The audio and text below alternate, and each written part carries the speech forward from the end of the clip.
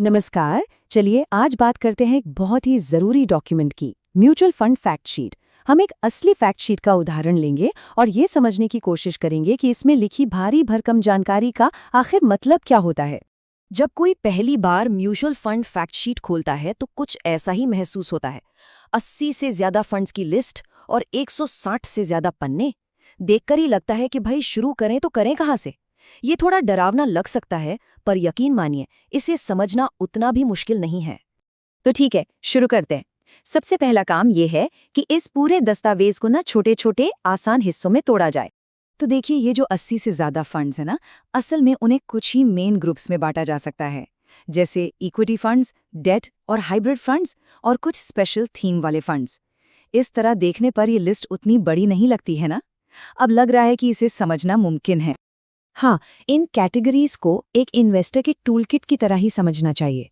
जैसे एक टूलकिट में अलग अलग काम के लिए अलग अलग औजार होते हैं, वैसे ही यहाँ अलग अलग फाइनेंशियल लक्ष्यों के लिए अलग अलग फंड्स होते हैं।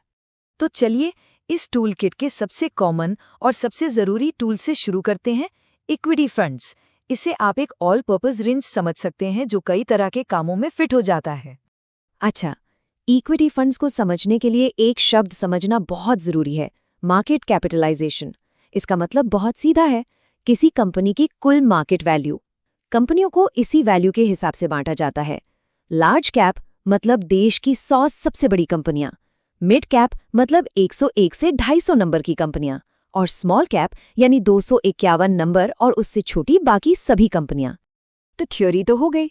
अब देखते हैं कि असल में ये काम कैसे करता है। हम दो अलग अलग तरह के फंड्स की तुलना करेंगे ताकि लार्ज कैप और स्मॉल कैप का फर्क एकदम साफ हो जाए। तो यहाँ देखिए, हमारे सामने है डीएसपी लार्ज कैप फंड और डीएसपी स्मॉल कैप फंड का एक सीधा साधा कंपैरिजन। जैसा कि साफ दिख रहा है, लार्ज कैप फंड अपना 80% से ज्यादा पैसा देश की टॉप 100 कंपनियों में लगाता है, जैसे एचडीएफसी बैंक। इसका मकसद होता है कि जानी मानी कंपनियों से एक स्थिर रिटर्न मिले।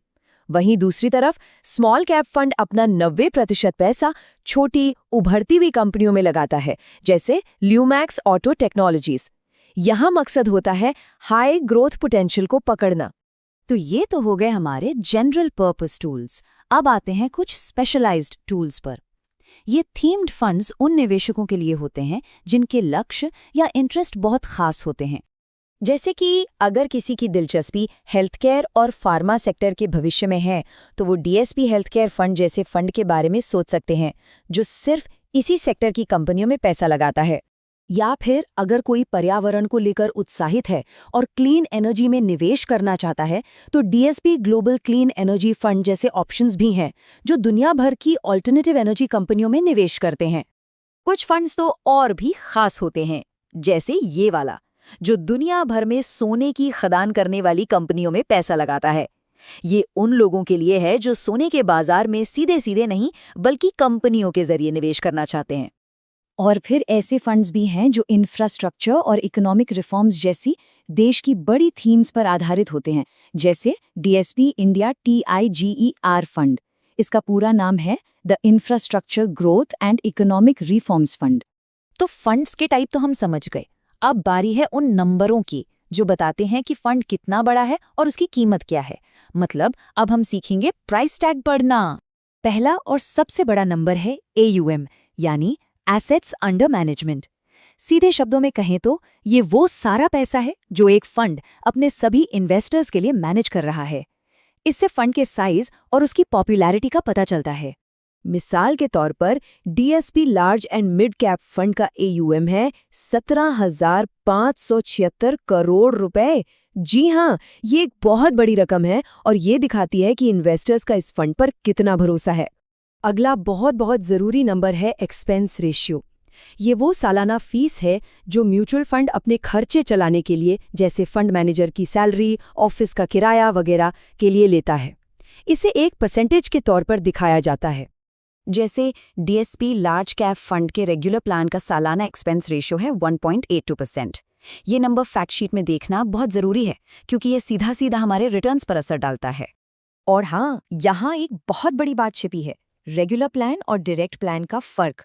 रेगुलर प्लान का खर्चा 1.82% इसलिए है क्योंकि इसमें डिस्ट्रीब्यूटर या एजेंट का कमीशन जुड़ा होता है। वहीं डायरेक्ट प्लान में कोई कमीशन नहीं होता, इसलिए उसका खर्चा सिर्फ 0.84% है। मतलब समझिए 1 लाख रुपए के निवेश पर रेगुलर प्लान में लगभग 1820 रुपए फीस में चले गए, जबकि डायरेक्ट प्लान में सिर्फ 840 रुपए।